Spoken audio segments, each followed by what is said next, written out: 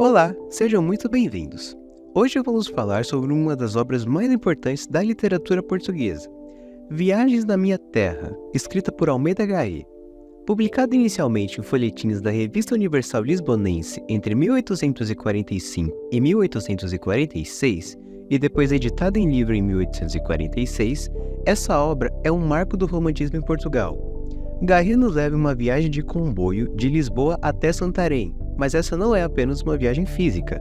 Nela, nós vamos descobrir como Garrett aborda temas sociais, políticos e culturais da sua época. A história começa com o autor decidindo fazer uma viagem de Lisboa a Santarém. Ele descreve cada parada e os acontecimentos durante o trajeto. Mais do que isso, ele utiliza dessa viagem para refletir sobre os problemas da sociedade portuguesa. No primeiro capítulo, Garrett faz uma crítica bem-humorada aos costumes da sociedade e descreve o início de sua viagem, ao embarcar no barco de Bilbao. Ele não poupa críticas à cidade de Lisboa e seus habitantes, destacando o contraste entre o luxo da capital e a miséria oculta. Ele questiona a coexistência de modernidade e a decadência moral na cidade, onde as classes trabalhadoras enfrentam a exploração e condições de vida difíceis.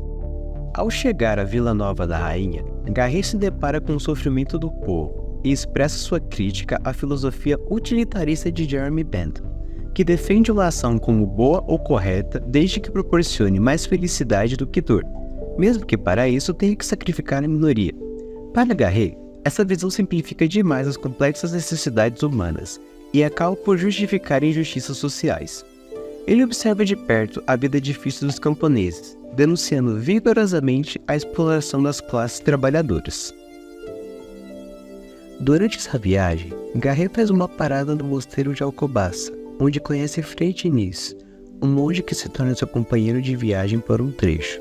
A narrativa intercala a viagem com a história de Carlos e Joaninha, que se desenrola no Vale de Santarém. Joaninha é uma jovem moça que morava apenas com sua avó, Dona Francisca, e semanalmente elas recebiam a visita de Frei Diniz, que era irmão de Dona Francisca e que foi um grande nobre anteriormente, mas abandonou tudo para virar frei em Santarém. Ele trazia notícias do neto de Francisca, Carlos, que estava ausente da cidade já há alguns anos, pois foi para Lisboa e pouco tempo depois para a Inglaterra. Agora, vamos fazer uma pausa para uma breve aula de história.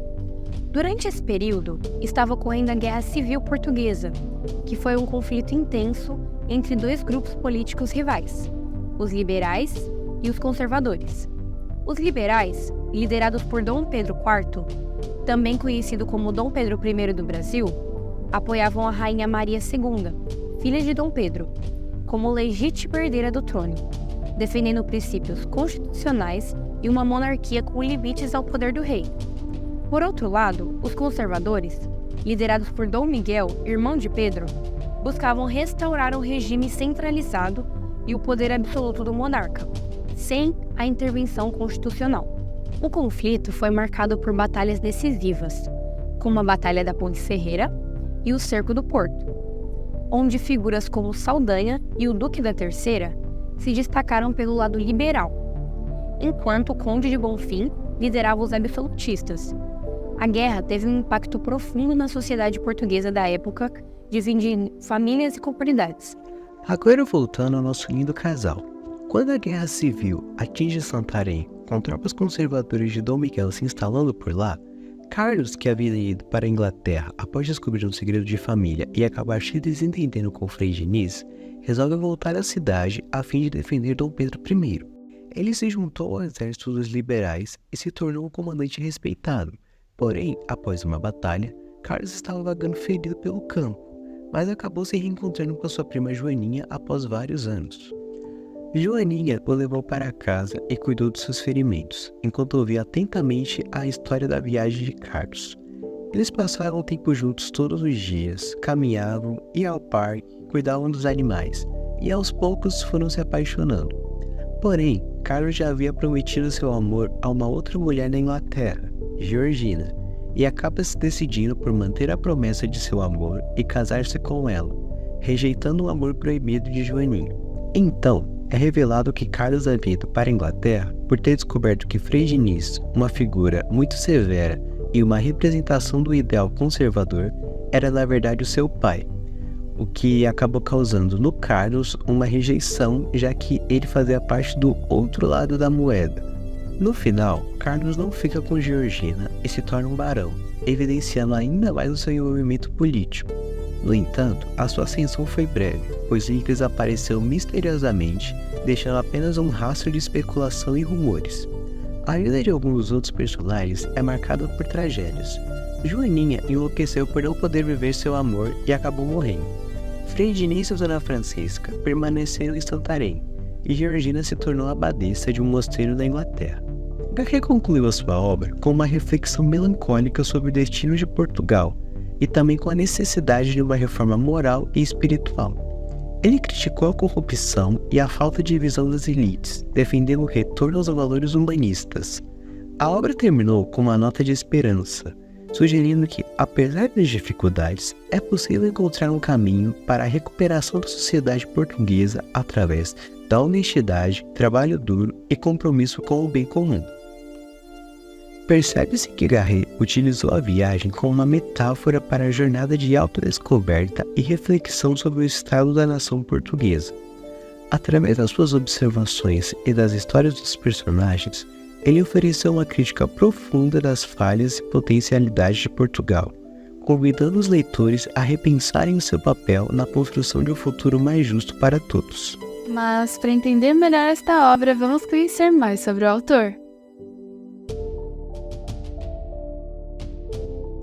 Almeida Garret, nascido João Batista da Silva Leitão de Almeida Garret, é reconhecido como uma figura crucial no movimento romântico português.